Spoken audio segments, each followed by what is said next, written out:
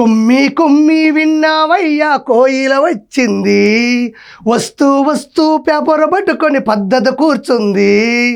ఏమయ్యా సీనయ్యా సీటు సిరిగిందా, ఏమయ్యా పొనవేలు కేసే దొబ్బేసిందా. ఓకేలే, ఇవన్నీ పట్టించుకోవద్దు, ఏదో పాట పాడాలనిపించింది, నన్ను క్షమించండి. ఇక్కడ పరిస్థితి ఏంటంటే కొమ్మినేని శ్రీనివాసరావుని అరెస్ట్ చేసిన తర్వాత కలుగులో ఉండేటువంటి ఆర్కే రోజా బయటకు వచ్చింది. మంచిగా వెనక ఫ్లెక్సీ పెట్టుకుంది, ముందు మైక్ పెట్టుకుంది, ఇక్కడ మైండ్ పెట్టుకుంది. అసలు ఏం మాట్లాడుతుందో ఒకసారి విందాం. ఇక్కడ ఆర్కే రోజా చెప్తా ఉంది, కొమ్మినేని శ్రీనివాసరావు గారిని చూస్తే చేతులు ఎత్తి నమస్కరించాలి అనిపిస్తుందని చెప్తుంది. ఆవిడ చెప్పింది నిజమే. ఎందుకంటే ఉగ్రవాదాన్ని ఎలా తొక్కివేయాలి, ప్రజల సమస్యల మీద ఎలా పోరాటం చేయాలి, పేదరికాన్ని ఎలా జయించాలి, న్యాయవాదాన్ని ఎలా నిలబెట్టాలని ప్రతి క్షణం ఆయన సాక్షి డిబేట్ లో కూర్చొని మనస్సాక్షిగా వాదిస్తూ ఉంటాడు. కాబట్టి అతనికి 2 చేతులెత్తి నమస్కరించాలి. ఏమైనా ఆర్కే రోజా, నీకు మైండ్ నుండి మాట్లాడుతూ ఉండవా? అమరావతి రాజధానిలో ఉండేటువంటి మహిళలని వేశ్యలుగా చిత్రీకరించినప్పుడు మురిసిపోయి నవ్వినటువంటి కొమ్మినేని శ్రీనివాసరావుని పట్టుకొని ఆయన చూస్తే చేతులెత్తి నమస్కరించాలనిపిస్తుందా? ఒక వ్యక్తి ఏదో ఒక సర్వేని అడ్డు పెట్టుకొని అమరావతి మహిళల మీద రుద్దుతూ అమరావతి రాజధాని చుట్టుపక్కల ఉన్నందరూ వేశ్యలని చెప్పినప్పుడు ఊగొడుతూ ఊగిపోయినటువంటి కొమ్మినేని శ్రీనివాసరావుని చూస్తే నీకు చేతులెత్తి నమస్కరించాలనిపిస్తుందా? కొంచెమైనా మనకు సిగ్గుండక్కర్లా? నువ్వు అమరావతిలో ఉంటే తెలిసేది, అమరావతి చుట్టుపక్కల ఒక మహిళగా నువ్వు ఉంటే తెలిసేది, 33,000 ఎకరాల భూమిలో 1 సెంటు భూమి నువ్వు ఇచ్చుంటే తెలిసేది. ఈ రోజు సాటి మహిళల్ని ఆ విధంగా హీనంగా చూస్తూ దుర్భాషలాడుతూ వ్యక్తిగత హరణం చేస్తూ క్యారెక్టర్ అసాసినేట్ చేస్తుంటే నీకు ఈ రోజు సంతోషంగా ఉందా? ఆ లైవ్ లో చూసిన వాళ్ళు, ఆ డిబేట్ చూసిన వాళ్ళు ప్రతి ఒక్కరూ కోపడుతున్నారు, ప్రతి ఒక్కరు ఊగిపోతా ఉన్నారు. మన కొంచెమైనా బుద్ధి ఉండాలి. 70 ఏళ్ల వయసులో ఆయన మీద ఎస్సీ ఎస్టీ తప్పుడు కేసు పెట్టి ఈ రోజు హైదరాబాద్ నుంచి ఎలా మీరు తీసుకొచ్చారో ఇక్కడ ఆర్కే రోజా చెప్తుంది. 70 ఏళ్ల వయసు, 50 సంవత్సరాల జర్నలిస్ట్ అనుభవం. అలాంటి వ్యక్తి మీద అక్రమంగా ఎస్సీ ఎస్టీ కేసులు పెట్టి తీసుకెళ్లారు అని చెప్తుంది. మరి ఆ రోజుల్లో 3 సార్లు ముఖ్యమంత్రి, 8 సార్లు ఎమ్మెల్యే, 7 పదుల వయసు, విలువలు, విజనరీ, లెజెండరీ అయిన నారా చంద్రబాబు నాయుడు గారిని అక్రమంగా, అన్యాయంగా, దౌర్జన్యంగా అరెస్ట్ చేసి జైల్లోకి తీసుకెళ్లి జైలు సిబ్బంది చేత ఇబ్బంది పెట్టించినప్పుడు నువ్వేం చేస్తున్నావు? ఒక్క FIR కూడా లేదు. ఆడవాళ్ల గురించి నీచంగా మాట్లాడితే దాన్ని సమర్థించిన కొమ్మినేని శ్రీనివాసరావుని అరెస్ట్ చేసి తీసుకెళ్తుంటే అంత ఫీల్ అయిపోతున్నావే. ఆ రోజుల్లో డాక్టర్ సుధాకర్ గారిని పిచ్చివాడిని చేసి మెంటల్ ఆసుపత్రిలో తోసి చంపేసినప్పుడు ఏం చేస్తున్నావు? దళిత డ్రైవర్ సుబ్రహ్మణ్యంని చంపి డోర్ డెలివరీ చేసి పంపిస్తే ఏం చేస్తున్నావు? అమర్నాథ్ గౌడ్ అనే చిన్న పిల్లోని పెట్రోల్ పోసి కాల్ చేసినప్పుడు ఏం చేస్తున్నావు? తోటా చంద్రయ్య గారిని మిట్ట మధ్యాహ్నం నడి రోడ్డు మీద కంఠం మీద కత్తి పెట్టి కోసేసినప్పుడు ఏం చేస్తున్నావు? అక్రమంగా సంపాదించిన మాగాళ్ళలో కూర్చొని మామిడికే ఊరగా పెట్టుకుంటున్నావా? ఈ రోజు లైవ్ డిబేట్ లో ఆడవాళ్ళని కించపరుస్తూ మాట్లాడితే సాక్ష్యాలతో సహా సాక్షి ద్వారా తెలిస్తే ఎస్సీ ఎస్టీ కేసు ద్వారా అతను అరెస్ట్ చేసి లోపల తీసుకెళ్తే నీకంత బాధగా ఉందా? మరి చంద్రబాబు నాయుడు గారిని అన్ని రోజులు లోపల పెట్టి అన్యాయంగా చిత్రహింసలు పెట్టినప్పుడు సీసీ కెమెరాలో జగన్మోహన్ రెడ్డి చూస్తూ ఆనందపడినప్పుడు ఆ రోజు ఏం చేస్తా ఉండవు నువ్వు? దాని గురించి కూడా మాట్లాడు.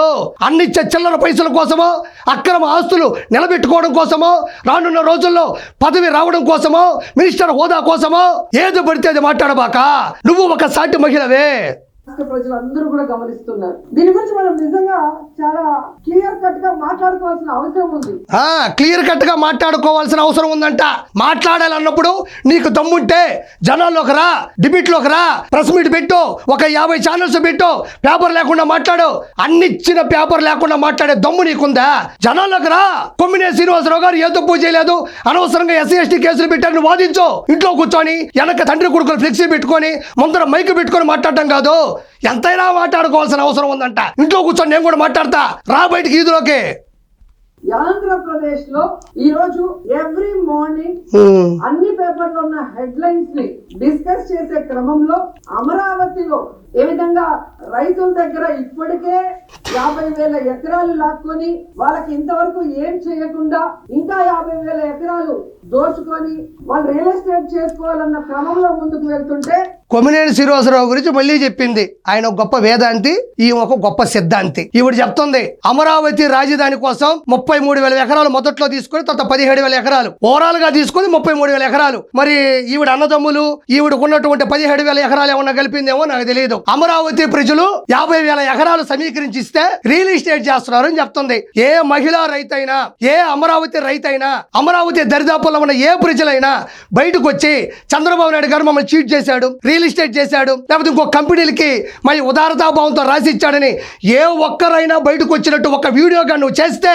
న్యూట్రల్ గా ఉన్న ఏ ఒక్కరైనా మీ వైఎస్ఆర్సీపీ కార్యకర్తలు కాదు వచ్చి మాట్లాడిన ఒక్క వీడియోగా నువ్వు డిస్ప్లే చేస్తే కిరాక్ కార్పొరేట్ అనేవాడు ఈ రోజు నుంచి నీ గురించి ఒక్క మాట కూడా మాట్లాడకుండా బయటకు వెళ్ళిపోతా. నేను ఒక్క మాట మాట్లాడకుండా, చాలా మంది కూడా ఫోన్ చేపిస్తున్నావు కదా వాడిని ఆపమను, వాడికి నాకేం వైరం ఉంది, నీకు నాకు వైరం ఏం లేదు. ప్రజాస్వామ్యంలో ప్రజల ఓట్ల చేత గెలిచినప్పుడు ప్రజల డబ్బుని ప్రజలకు ఇవ్వకుండా తినేస్తే కిరాక్ కార్పొరేట్ అంటాడు మాట్లాడతాడు. నీకు దమ్ముందా ఆ వీడియో చూపించే దమ్ము?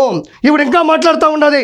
ఆ రోజుల్లో ప్రజలారా 2019 నుంచి 2024 మధ్యలో ఈవిడ అంటుంది వాళ్ళ నమ్మకాన్ని ఒమ్ము చేస్తూ అని. ఆ నమ్మకాన్ని ఒమ్ము చేయకుండా చంద్రబాబు నాయుడు గారు 33,000 ఎకరాలతో అమరావతి రాజధాని స్థాపించాలని అనుకున్నాడు. కత్తిపోటు బాబాయ్ గొట్టలు వేటంటూ దూసుకొని వచ్చాడు.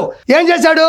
అమరావతి రాజధాని కాదు 3 రాజధానులని 3 ముక్కలాట ఆడాడు. దాంతో ఎన్నో జ్ఞాపకాలతో వారసత్వం వచ్చిన పొలాల్ని సమీకరించినటువంటి రైతులు కడుపు మండిపోయి ఉవ్వెత్తున నిరసనలు చేశారు. 1631 రోజులు జరిగిన అమరావతి నిరసనలో 230 మంది చనిపోయారు. 3,000 మందికి పైగా అమాయకుల మీద అక్రమంగా కేసులు నమోదయ్యాయి. ఆడవాళ్ళని బూతులు తిట్టించాడు, బూటుకాలతో దండించాడు, పెయిడ్ ఆర్టిస్టులు అన్నాడు, కన్నీటి పరివంతం చేశాడు, వాళ్ళని రకరకాలుగా ఇబ్బంది పెట్టాడు.